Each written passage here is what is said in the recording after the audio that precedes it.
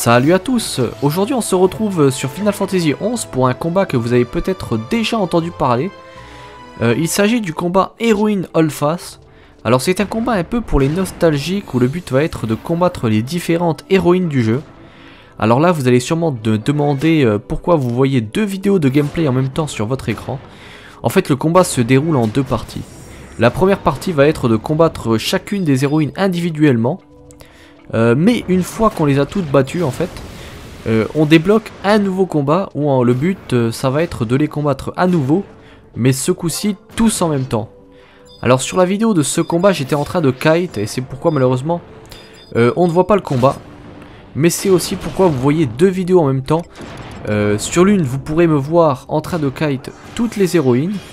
Et sur l'autre vous pourrez voir les combats individuels pour voir en fait à quoi ressemblent les combats tout simplement. Alors le combat se déroule à Izun Island, comme vous l'avez probablement déjà remarqué, à Arthurgan, donc dans la troisième extension du jeu. Le premier combat, qui ne va pas tarder à finir, se déroule contre notre ami Lion, qui est l'héroïne du jeu original, ainsi que de Rise of the Zillar, la première extension du jeu. Alors d'ailleurs ça me fait un peu penser que je ne sais même pas si on la voit combattre en fait dans le jeu. Je sais plus du tout si elle participe à un BCNM ou si elle n'était là que dans les cutscenes. La seule chose qu'elle peut faire c'est une AOE qui s'appelle Walk of the Plask, qui en plus de faire des points de dégâts peut dispel ainsi que bind.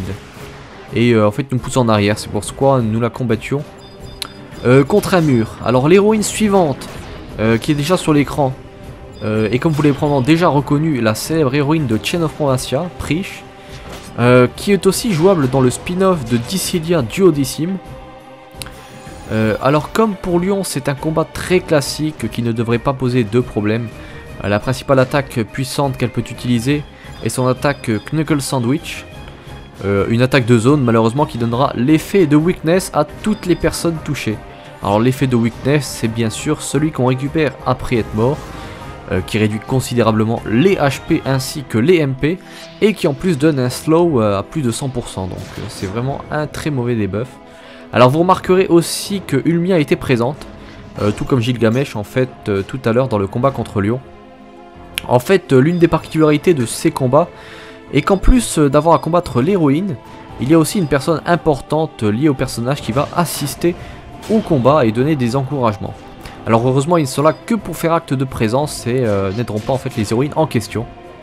Voilà, donc là on arrive déjà à la fin du combat contre Prish. Le combat suivant est une personne très importante de la troisième extension du jeu. Il s'agit tout simplement de Nashmeria. Mais petite subtilité en fait pour ce combat, puisqu'elle ne sera pas toute seule. Alors comme c'est une Puppet Master, elle sera bien sûr assistée par deux puppets que nous connaissons tous, Ofjang ainsi que Mnejing. Alors tant que les deux puppets sont en vie, Nashmeria est invincible. Le seul moyen de pouvoir lui faire des points de dégâts est de tuer les deux puppets en premier. Le mieux est de combattre Ofjang, vu qu'il est magicien noir, il peut faire pas mal de points de dégâts. Alors pendant ce temps là, en tant que Scholar, j'avais une nouvelle fois à kite. Pendant que le groupe tuait Ofjang, je devais occuper Mnejing. Alors ensuite pour ce qui est de Nashmeria, une fois que les deux pupettes ne sont plus là, elle est vraiment pas forte du tout, mais elle passe son temps à fuir en fait, ainsi que d'utiliser certaines attaques qui peuvent ralentir le combat, comme par exemple une attaque qui peut renvoyer en arrière et stun, pour qu'elle puisse justement s'enfuir. Donc voilà, c'est un combat vraiment pas difficile, mais qui peut prendre pas mal de temps. On peut voir que la personne qui l'accompagne est l'Usaf. Alors l'un des gros points forts justement de l'extension Treasure of Arthurgan, c'est d'avoir mis le jeu dans un contexte assez nouveau qui était vraiment différent des anciens scénarios du jeu. Même au niveau de l'ambiance, là où dans Rise of the Zillar ou Chain of Promasia, c'était beaucoup la civilisation perdue des Zillar, des ruines de l'ancien monde à explorer et de choses comme ça en fait. Arthurgan c'était vraiment totalement différent, on devait visiter des épaves de navires, c'était les pirates contre les impériaux. J'espère vraiment que la nouvelle extension fera la même chose, c'est-à-dire amener des contextes vraiment nouveaux et encore jamais vus dans le jeu, et pouvoir justement explorer de nouveaux genres de lieux. ainsi que d'avoir d'autres genres d'ambiance. Alors d'ailleurs c'est assez étrange qu'on ne sache pas grand chose justement sur cette nouvelle extension si on réfléchit bien, puisqu'elle est censée sortir dans moins d'1 an, et la seule chose qu'on connaît en fait c'est un trailer qui ne montre que quelques zones du jeu pendant quelques secondes. Alors Square Enix cherche sûrement à mettre en avant la nouvelle version de Final Fantasy XIV, mais même si j'attends en fait beaucoup cette nouvelle version, j'aimerais aussi qu'il communique un peu sur la nouvelle extension du 11, parce que c'est quelque chose que j'attends vraiment depuis longtemps.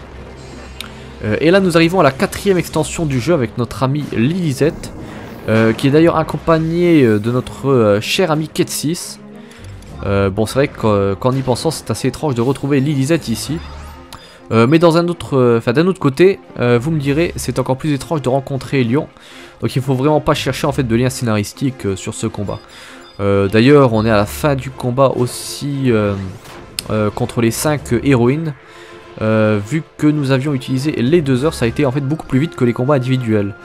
Alors pour Lilithette, il y a plusieurs choses à savoir. La première est que quand elle fait certaines danses comme Sensual Dance, elle gagne des buffs en fait, qu'il vaut mieux dispel si on le peut. La deuxième chose à savoir, c'est que à partir de 50% de points de vie restants, elle va rentrer en transe, mais petite subtilité, puisque contrairement à la transe que nous connaissons, ce coup-ci elle va se diviser en deux, et à chaque fois qu'elle utilisera une habilité, son double l'utilisera aussi, donc le combat peut devenir beaucoup plus compliqué. Mais ce n'est pas tout, puisque l'un de ses clones en fait sera invincible. Mais si jamais pendant le combat elle réutilise la transe, alors à ce moment là il faudra changer de cible, puisque l'invincibilité va en fait changer de Lilithette.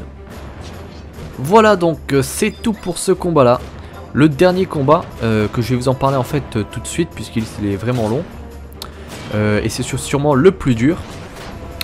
Donc comme ça vous pourrez en fait l'analyser tranquillement après si vous le désirez.